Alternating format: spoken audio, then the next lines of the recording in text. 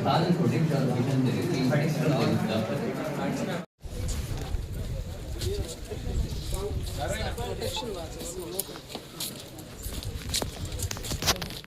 జిల్లాలో RRTs rapid rescue and response teams 3 అనేది మనం హనుమాన్ ప్రోగ్రామ్ కింద ఏర్పాటు చేస్తున్నాము ఫేజ్ 1లో. ఈ 3 ఆర్ఆర్టీ టీమ్స్లోకి కావాల్సిన మన స్టాఫ్ మెంబర్స్ అలాగే వాలంటీర్స్ వీళ్ళకి అందరికీ human wild life conflict situation ఎలా డీల్ చేయాలి ఉండే దాని మీద ట్రైనింగ్ ప్రోగ్రామ్ అనేది అరేంజ్ చేస్తున్నాము. మనకి చిత్తూరు జిల్లాలో ఎక్కువగా ఏనుగుల వల్ల ఉండే కాన్ఫ్లిక్ట్ అనేది జరుగుతున్నాయి. అంతేకాకుండా వైల్డ్ బోర్ లేకపోతే లెపర్డ్, స్లాత్ బేర్ అక్కడక్కడ కొన్ని ఇన్సిడెన్సెస్ ఉన్నాయి. దెన్ ఏంటంటే మనకు అడవికి సంబంధించిన ఏరియాస్ కాకుండా మనకు పంట పొలాల్లో జనరల్గా అన్ని చోట్ల మనకి ఏంటంటే స్నేక్ పాముతో ఉండే ప్రాబ్లం అనేది ఉంటుంది.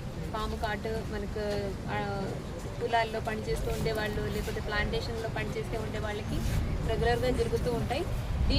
దీనికి కూడా మన విలేజ్ లెవెల్లో ప్రతి ఒక్క విలేజ్కి ఒక స్నేక్ రెస్క్యూర్ ఉండాలని ఉండే ఆలోచనలో వాలంటీర్స్ని సెలెక్ట్ చేస్తూ వాళ్ళకి ఇంటెన్సివ్ ట్రైనింగ్ అనేది ఇప్పించి వాళ్ళని ఒక సర్టిఫైడ్ స్నేక్ హ్యాండ్లర్గా తయారు చేయడానికి చర్యలు తీసుకుంటున్నాము. అనిమల్ రెస్క్యూ ఆపరేషన్కి వెళ్ళేటప్పుడు వాళ్ళు చేయాల్సిన చర్యలు ఏంటి, ప్రికాషన్స్ ఏంటి, వాళ్ళు ఎలా బిహేవ్ చేయాలి, క్రౌడ్ని ఎలా కంట్రోల్ చేయాలి. మనం ఎప్పుడైనా ఏదో ఒక అనిమల్ ఒక హ్యాబిటేషన్ ఏరియాలోకి వచ్చిందంటే మనం ఫస్ట్ చేయాల్సింది ఏంటంటే అక్కడ ఉండే క్రౌడ్ని కంట్రోల్ చేయడం, అది వాళ్ళ సేఫ్టీ కోసం కూడా. అలాగే అక్కడ ఎక్స్పర్ట్స్ ఎవరైతే వెళ్ళారో వెదర్ ఇట్ ఈస్ మా డిపార్ట్మెంట్ స్టాఫ్, ట్రైన్డ్ స్టాఫ్ ఉంటారు లేకపోతే వెటనరీ టీమ్ ఉంటారు, వాళ్ళు చేయాల్సిన ఆపరేషన్స్ చేయాలంటే కూడా అక్కడ క్రౌడ్ని మేనేజ్ చేయడం అనేది చాలా ఇంపార్టెంట్. అది ఫస్ట్ ఆస్పెక్ట్. రెస్క్యూకి వెళ్ళేటప్పుడు వాళ్ళు ఎలాంటి ఎక్విప్మెంట్స్, ఇన్స్ట్రుమెంట్స్ తీసుకెళ్ళాలి, ఆ ప్రతి ఒక్కటి ఎలా వాడుకోవాలి, ఒక గ్రూప్గా ఉండేటప్పుడు వాడుకోవాలి, వాళ్ళు ఎంతమంది అంటే మనకు ఒక ఇన్ఫర్మేషన్ వచ్చిందంటే ఒక ప్లేస్కి ఎంతో తొందరలో రీచ్ అవ్వడం అనేది, దానికే మన ఆర్ఆర్టీ వెహికల్స్ కూడా ఏర్పాటు చేస్తున్నాము. సో వాళ్ళు రీచ్ అయిందంటే వాళ్ళు అక్కడ చేయాల్సిన చర్యల గురించి వాళ్ళకి నేర్పిస్తారు.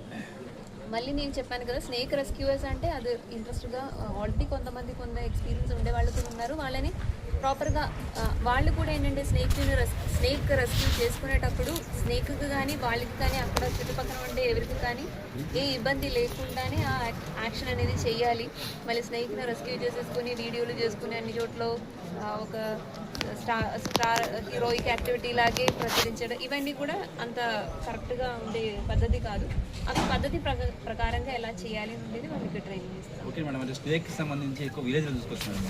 ఒక ఇనిషియేటివ్ అనేది మన గౌరవ ఉప ముఖ్యమంత్రి గారు మార్చి 3కి లాంచ్ చేస్తారు ఈ రాష్ట్ర వ్యాప్తంగా.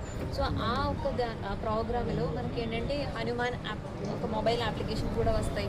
సో ఆ యాప్లో మనకు మీకు దగ్గర ఉండే రెస్క్యూ చేసిన వాళ్ళ నంబర్లు, డీటెయిల్ అన్నీ ఉంటాయి. సో మనకి ఏదైనా అవసరం ఉండేటప్పుడు దగ్గర ఉండే వాళ్ళు ఎవరు అని తెలుసుకోవడానికి వాళ్ళని కాంటాక్ట్ చేయడానికి అవకాశం ఉంటుంది.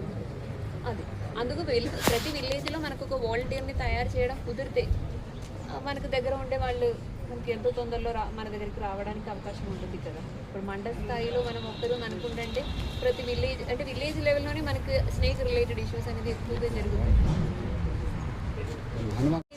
ఇప్పుడు అడవి అని అంటే అది కూడా ఒక వైల్డ్ లైఫ్ స్పీషీస్, అది protected under wild life protection act అవే ఉంది. అందుకు మనం దాని మీద జాగ్రత్త తీసుకుంటున్నాము. యాక్చువల్లీ ఏంటంటే స్నేక్ బైట్ జరిగిందంటే మనకు ఎంతో అవసరం ఏంటంటే యాంటీవెనమ్ అనేది ప్రతి పిహెచ్సిలో మన హెల్త్ డిపార్ట్మెంట్తో కూడా కోఆర్డినేషన్లో ప్రతి పిహెచ్సిలో అది ఎన్ష్యూర్ చేసుకుంటే ఏదైనా స్నేక్ బైట్ జరిగిన వాళ్ళు ఆ హాస్పిటల్కి వెళ్ళే వెంటనే అది ఇవ్వడానికి అవకాశం ఉంటుంది.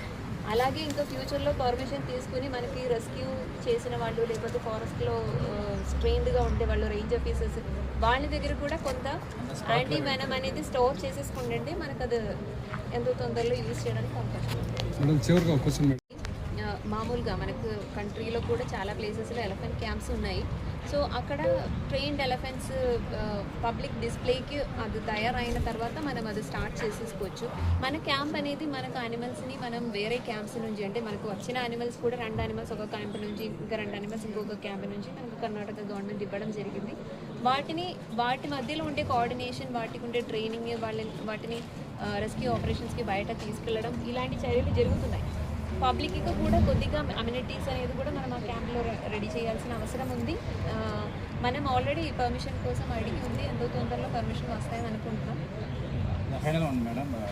చిత్తూరు లాగే ఉండే ఏరియాని నేను ఎందుకు చెప్తున్నానంటే, మనకు ఇక్కడ ఏనుగుల్ని కంటైన్ చేసినట్టుండే మంచి హ్యాబిటాట్ అనేది లేదు. మనకి ఎలిఫెంట్స్ అనేది మంచి హ్యాబిటాట్ ఉండే తమిళనాడు కానీ కర్ణాటక కానీ అక్కడ నుంచి మన ఏరియాలోకి స్ప్రెడ్ ఏదో కారణం వలన ఇక్కడికి స్ప్రెడ్ అయ్యింది. లేకపోతే ఇక్కడికి కూడా వచ్చి ఎక్స్ప్లోర్ చేసి అక్కడ పాపులేషన్ పెరిగినా కాబట్టి ఇక్కడికి రావచ్చు. లేకపోతే ఇక్కడ ఎక్కువ మనకు కులాల్లో కూడా మంచి ఫుడ్ దొరుకుతుంది కాబట్టి కూడా అది ఈ ఏరియాలోకి ఆక్యుపై చేయడం అనేది జరిగింది. ఈ యొక్క దీన్ని కంట్రోల్ చేయాలి అని ఉండేది ఎవరి చేతుల్లో లేదు. అంటే ఏనుగులు ఇక్కడికి రావడం అనేది ఆపండి అంటే మనం అక్కడ బోర్డర్ దగ్గరనే ఎక్కడ ఎంటర్ అవుతున్నాయి అది క్లోజ్ చేసేసుకుంటుంటే ఆపడం ఆగడం అవుతాయి. మళ్ళీ ఇక్కడ ఉండే పాపులేషన్ కొన్ని ఏళ్ళ తర్వాత అది కూడా అంతరించిపోతుంది.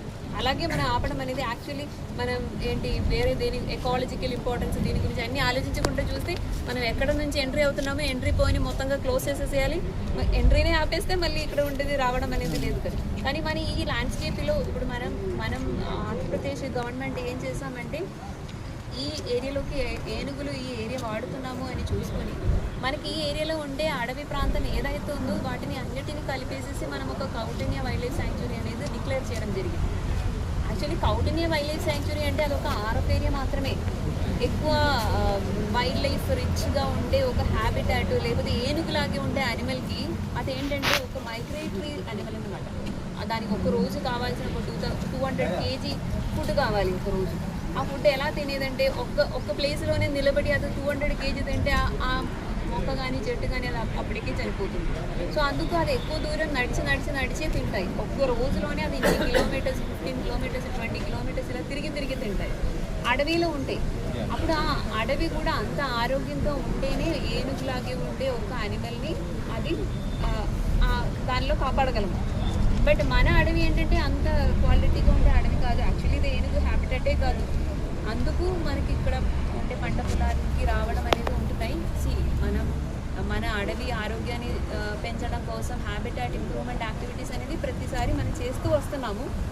బట్ దానితో పాటు ఏంటంటే ఈ అగ్రికల్చర్ ఏరియాలోకి రావడం అనేది ఆపడానికి మనం ఇప్పటి వరకు వరల్డ్లో ఎక్కడైనా ట్రై చేసి ప్రూవ్ అయిన మంచిగా ఉండే సొల్యూషన్స్ ఏదైతే ఉందో అది పీటీ కానీ లేకపోతే సోలార్ ఫెన్సింగ్ కానీ అవి మనం తీసుకొస్తున్నాం. దానికి ఏంటంటే మనకు ఫైనాన్షియల్ ఇబ్బందులు కూడా ఉంటాయి. మనకు అంతవరకు చేయడానికి అంటే బడ్జెట్ ఉండదు. కొంత రైతుల సహకారంతోనే మనం చేయగలము. వాళ్ళు కూడా ముందుకు వచ్చి చేయగలిగే అంటేనే ఇప్పుడు నేను మాట్లాడుతూ కూడా చెప్పాము కదా, కొన్ని ప్లేసెస్లో ఏంటంటే ఏనుగులను నచ్చలేని స్పీషీస్ కొన్ని పంటలు ఉంటాయి. మన మిర్చి మిరపకాయలాగే ఉండే అంటే అలాంటి కొన్ని స్పీషీస్ ఉంటాయి. లేకపోతే మూడులో ఉండేది కొన్ని ఉంటాయి. అవన్నీ మనం దానికి ఒక ఫెన్సింగ్ లాగే బయో ఫెన్సింగ్ లాగే పెట్టుకుంటుంటే కూడా మన లోపల ఉండే పంట మనం కొంతవరకు కాపాడగలం. చాలా టెక్నిక్స్ చాలా రాష్ట్రంలో ఉండే వాళ్ళు ఏనుగులు ఎక్కువ ఉండే ప్లేసెస్లో ఉండే వాళ్ళు ట్రై చేస్తున్నారు. ఈ చిల్లీ లాగే ఉండే దానికి ఒక రోప్లో దాని పేస్ట్ని చేసేసుకొని దాని మీద ఒక స్మోక్ క్రియేట్ చేయడం. అప్పుడు ఏనుగుల ప్లేస్కి అలాంటి ప్లేస్ కాదు మళ్ళీ ఎప్పటికీ రాదు. సో అప్పుడు ఆ ఏరియా ప్రొటెక్టెడ్ అవుతాయి కదా. అలా చిన్న సొల్యూషన్స్ మనం వినిపించినది వేరే ప్లేసెస్లో కనిపించినది అలాంటివి కూడా మనం ట్రై చేసుకోవాలి. బట్ పూర్తిగా ఏనుగులు మన ఏరియాలోకి రాకుండా ఆపడం అనేది యాక్చువల్లీ ఈ ఏరియాలో సాధ్యం కాదు. మనకి ఏదైతే అగ్రికల్చర్ డిపార్ట్మెంట్ లేకపోతే హార్టికల్చర్ డిపార్ట్మెంట్ వాళ్ళు కాంపెన్సేషన్ ఇంత అమౌంట్ ఎకరానికి ఇవ్వాలి ఈ పర్టికులర్ పంటకి ఉండేది వాళ్ళు క్యాల్కులేషన్ చేసి ఇచ్చేది ఉంది కదా. దాని ప్రకారమే మన జియో ఉంది. ఆ కాంపెన్సేషన్ ఇంకా పెంచినట్టు చేయాలి అంటే అది గవర్నమెంట్ తరఫులో డెసిషన్ తీసుకోవాలి.